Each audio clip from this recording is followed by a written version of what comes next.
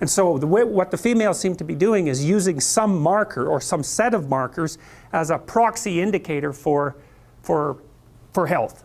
And I think you could say reasonably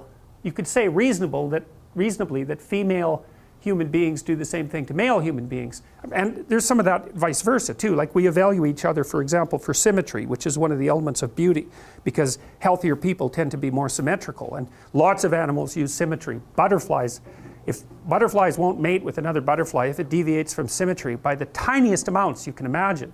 So symmetry is a marker, and there's other markers like shoulder width to waist width is one, and waist width to hip width is another. That's usually what males use that to evaluate females in part. So there's lots of markers of health. But it also looks to me like the data worldwide seems to indicate that women, so imagine that women mate across dominance hierarchies and up, socioeconomically speaking. And on average across cultures, women go for men who are about 4 to 5 years older. You know, it varies. In the Scandinavian countries that's shrunk a little bit, but not that much. And in other cultures it's bigger. I would say that depends to some degree on difficulty of establishing economic independence, right? Because in richer countries it's easier to have enough economic independence if you're a male to be a useful participant in the process of having children. But it doesn't matter, cross-culturally it's still across and up, where men mate across and down. They don't care much about socioeconomic status. It doesn't seem to be part of their selection method, generally speaking. So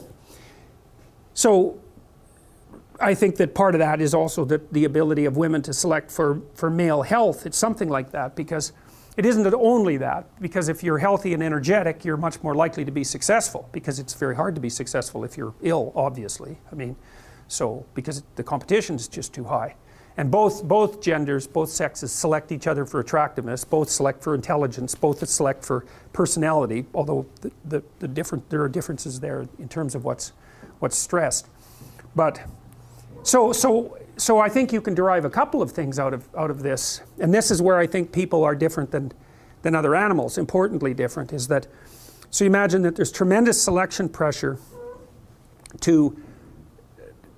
towards the production, let's say, of men who are good at climbing male dominance hierarchies, or climbing the male dominance hierarchy. But the thing that's so interesting about people is that we've multiplied our dominance hierarchies.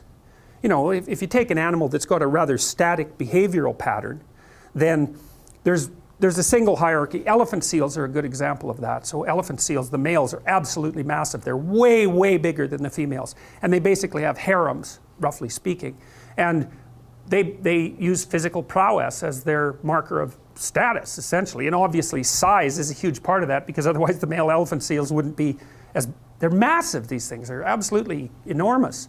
And so it's just power / health, you know, maybe aggression, something like that. It's whatever makes them more suitable for the kind of physical combat that elephant seals engage in. So, and the degree to which power is associated with dominance status in those sorts of situations seems to be associated with the size differential between males and females. So the more power is an issue with regards to male competence, the larger the males are compared to the females, and the more likely the males are going to have a harem relationship with the females. And you see that a little bit in human beings, because men are bigger than women. They're not overwhelmingly bigger, that's sexual dimorphism.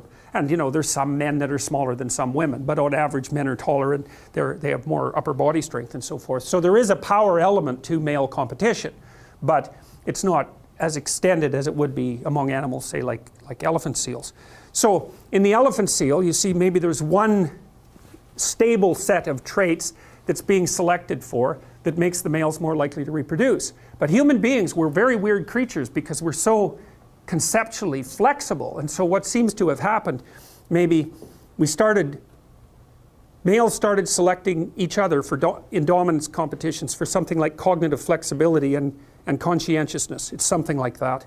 So that would be the ability to abstractly represent the world, and then the ability to operate effectively within it, to represent yourself socially in a way, and then to carry through with that, because that enables people to trust you. So it's something like that. And so that produced cortical expansion, and then women were selecting men who were good at that, and that produced